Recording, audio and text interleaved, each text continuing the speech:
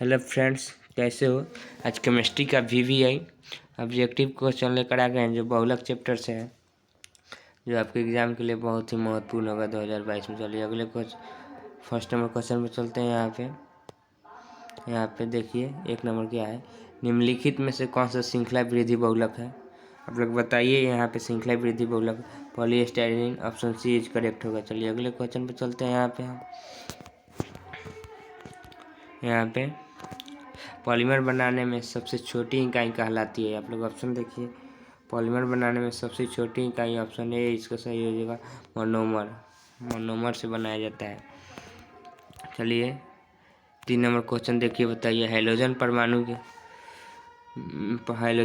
नहीं रखने वाला बहुलक होता है। आप लोग बताइए। यहाँ पे हाइड्रोजन परमाणु क्या नहीं रखता है, यह नायलॉन नहीं रखता है। ऑप्शन ए इसका सही ऑप्शन होगा। चलिए अगले क्वेश्चन में चलते हैं। टेरिलॉन है। आप लोग यहाँ पे बताइए टेरिलॉन क्या है। यहाँ पे 4 नंबर क्वेश्चन बताइए। पॉलीएस्टर है इसका टेरिलॉन। अगले क्वेश्चन में चलते हैं। प्राकृतिक बहुलक है। आप लोग बताइए यहाँ पे प्राकृतिक बहुलक कौन है। इसका ऑप्शन ए सही हो जाएगा, रबर और छीन। चलिए अगले क्वेश्चन में चलते हैं। प्राकृतिक रूप में पाए जाने वाला जैव बहुलक है। आप लोग यहाँ पे बताइए प्राकृतिक रूप में पाए जाने वाला, थोड़ा यहाँ पे आपको देखा प्राकृतिक रूप में पाए जाने वाला बहुलक बताइए। इसका डीएनए जो प्राकृतिक रूप में पाए जाने वाला बहुलक है, ऑप्शन डी इज करेक्ट। चलिए अगले क्वेश्चन में चलते हैं। फिनाल का प्रयोग किसके उत्पादन में किया जाता है। आप लोग बताइए। यहाँ पे फिनाल का प्रयोग किसे बैकेलाइट का बनाने में प्रयोग किया जाता है। ऑप्शन ए इसका सही होगा। चलिए अगले क्वेश्चन में चलते हैं। पीवीसी एक लक है। आप लोग बताइए। यहाँ पे 8 का क्या होगा। पीवीसी बहुलक option C is correct, ethene. चलिए अगले क्वेश्चन में चलते हैं। निम्नलिखित में कौन सा संघनक बहुलक नहीं है। आप लोग यहाँ पे ऑप्शन देखिए, बताइए संघनक बहुलक। इसका ऑप्शन डी सही हो जाएगा, PTFE संघनक बहुलक नहीं है। चलिए अगले क्वेश्चन में चलते हैं। 10 नंबर प्राकृतिक रबर का बहुलक है। आप लोग बताइए प्राकृतिक रबर का बहुलक है।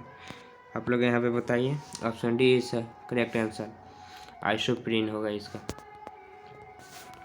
चलिए 11 नंबर पर चलते हैं। निम्न में कौन सी प्राकृतिक रेशा है। आप लोग यहाँ पे ऑप्शन देखिए ए बी ऐसे ही। आप लोग ऑप्शन यहाँ पे कमेंट कीजिएगा लोग। निम्न में कौन सा प्राकृतिक रेशा है। आप लोग बताइए। यहाँ पे सेलुलोस प्राकृतिक रेशा है। चलिए अगले क्वेश्चन पर चलते हैं हम।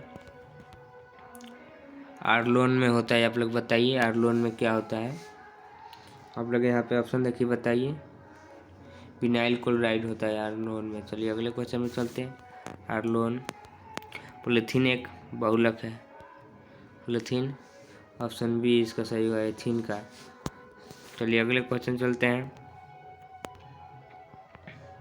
निम्न में कौन सा सहबहुलक है। आप लोग यहाँ पर बताइए सहबहुलक कौन सा है। सहबहुलक विनयस है। चलिए अगले क्वेश्चन पर चलते हैं।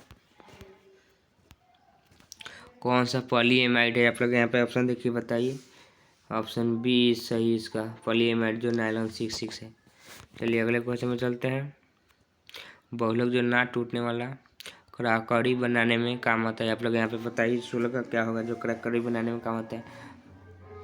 पॉलीमेलेमीन इसका सही ऑप्शन सही होगा, पॉलीमेलेमीन। चलिए अगले क्वेश्चन पे चलते हैं। रबर श्रेणी में सामान्य बहुलक का उदाहरण है। आप लोग यहाँ पे ऑप्शन देखिए, क्या बताइए। यहाँ पे ऑप्शन डी सही होगा। यहाँ पे ऑप्शन डी, ये तीनों से बनाया जाता है। बहुलक का उदाहरण है सामान्य बहुलक का। चलिए अगले क्वेश्चन में चलते हैं। कौन सा संघनक बहुलक नहीं है। यहाँ पे 18 का क्वेश्चन देखिए, अब इसका आंसर बताइए। 18 नंबर का संघनक बहुलक नहीं है। यहाँ पे बताइए पोलोएथिन ग्लाइकोथैलेट, इसका option D is correct answer होगा। चलिए अगले क्वेश्चन पर चलते हैं। निम्नलिखित में कौन सा बायोडिग्रेडेबल बहुलक है। ऑप्शन ए इज करेक्ट होगा, यहाँ पे सेल्यूलोज। चलिए 20 नंबर क्वेश्चन पर चलते हैं। यहाँ पे पॉलीएक्रिलेट बहुलकों का उदाहरण है। आप लोग यहाँ पे बताइए। ऑप्शन बी का क्या होगा, क्वेश्चन नंबर बी का 20, क्वेश्चन नंबर 20 बोलना था तो बी बोल दिए। चलिए 20 का बताइए लगे यहाँ पे पॉलीएक्रिलेट बहुलक का एक उदाहरण है PVC. Option A is correct. चलिए अगले क्वेश्चन में चलते हैं। ब्यूना एस तथा ब्यूना एन है, आप लोग यहाँ पे बताइए ब्यूना एस या ब्यूना एस एक संश्लेषित रबर है, यहाँ पे बी। चलिए अगले क्वेश्चन पे चलते हैं।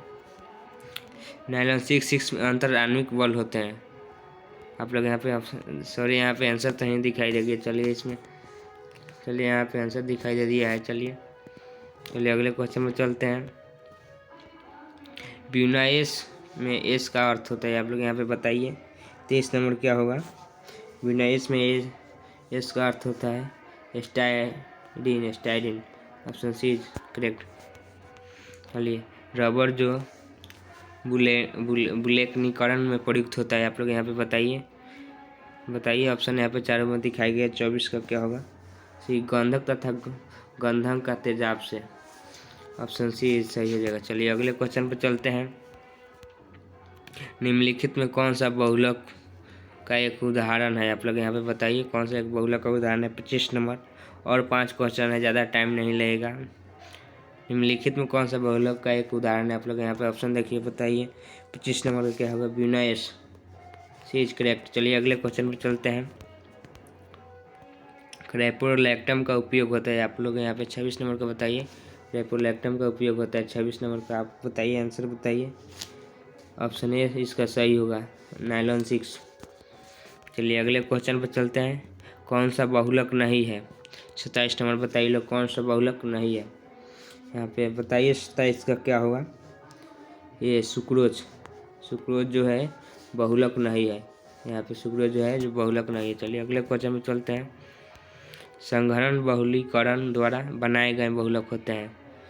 संघनन बहुलीकरण द्वारा बनाए गए बहुलक होते हैं, आप लोग ऑप्शन देखिए बताइए 28 का क्या होगा।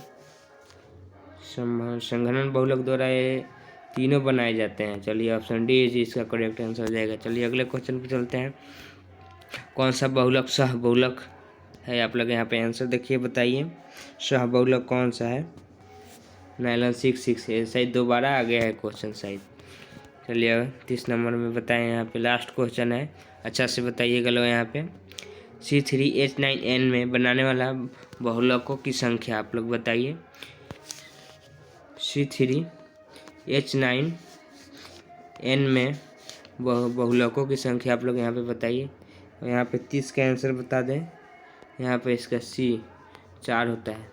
चलिए आशा करता हूँ कि आपको अच्छा लगा होगा तो लाइक कीजिएगा, शेयर कीजिएगा। Thank you.